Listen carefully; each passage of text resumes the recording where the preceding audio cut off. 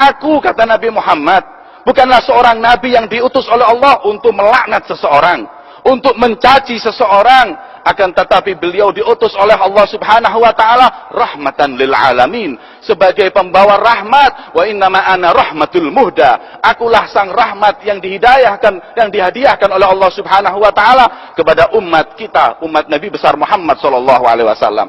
Coba kita lihat sejarah junjungan Nabi besar Muhammad yang enggak beda dengan sejarah para salaf kita. Rasul sallallahu alaihi wasallam ketika Fathu Makkah, masuk di kota Makkah, dikuasai kota Makkah tersebut, orang-orang yang dahulu mencaci Nabi Muhammad, yang melukai Nabi Muhammad, mereka pada takut datang kepada Rasul yang pasti ini kita akan diinjak, dicaci, mungkin bahkan dibalas dendam. Tapi apa kata Nabi Muhammad sallallahu alaihi wasallam? Idhabu fa antumut tulaqa. Pulang kalian, pergi kalian, kalian bebas. Agama ini bukan agama balas dendam. Agama ini bukan agama mencaci, menghina seseorang. Itulah yang dicontoh oleh para sahabat dan ahli bait Nabi Muhammad SAW. Begitu pula yang diambil anak cucu Rasul SAW. Suatu saat, ketika ada beberapa fitnah yang terjadi di kota Madinah saat itu, hingga Sayyidina Ali bin Abi Thalib, beliau dicaci di dalam mimbar di hadapan beliau.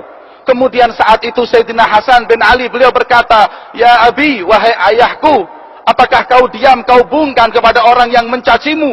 Kenapa kau enggak jawab? Kenapa kau enggak ikut mencaci? Kenapa kau enggak melaknat pula sebagaimana dia melaknatmu, wahai ayahku Ali bin Abi Thalib?"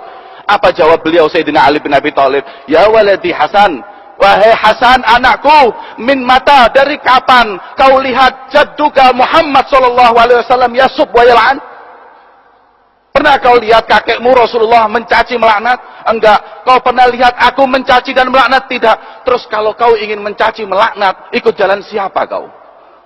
Kita adalah thariqah ahlul bait, jalan keluarga suci Nabi Muhammad sallallahu alaihi wasallam yang enggak kenal mencaci dan dendam kepada siapapun. Diikuti oleh anak cucunya Sayyidina Ali Zainal Abidin radhiyallahu taala anhu.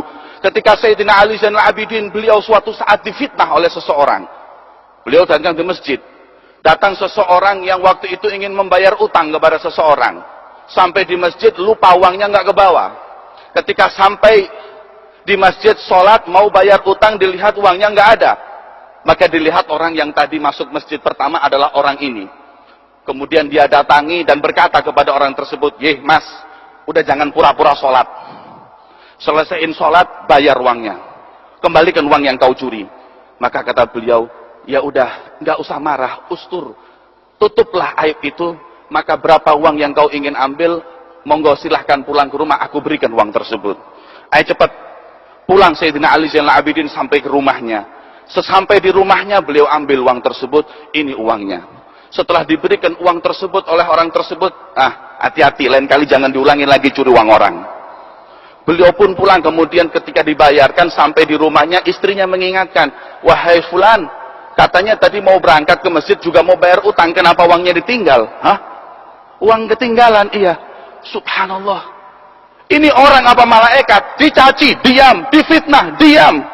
Bahkan dia bagi atau dia kasih uang tersebut.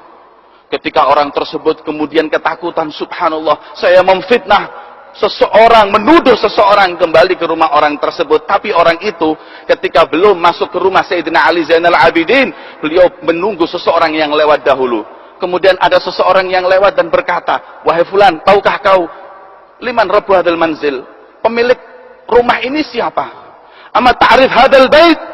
Kau nggak tahu ini rumah siapa?" "Nggak tahu." "Kalau kau nggak tahu rumah siapa ini, berarti kau masuk Mekah nggak tahu di mana Ka'bah. Ini rumah Ali Zainal Abidin, anak Husain Ummu Fatimah Zahra binti Rasul." Maka nangis orang tersebut, subhanallah, inilah akhlak Nabi besar Muhammad. Kemudian dia ketuk pintu meminta maaf.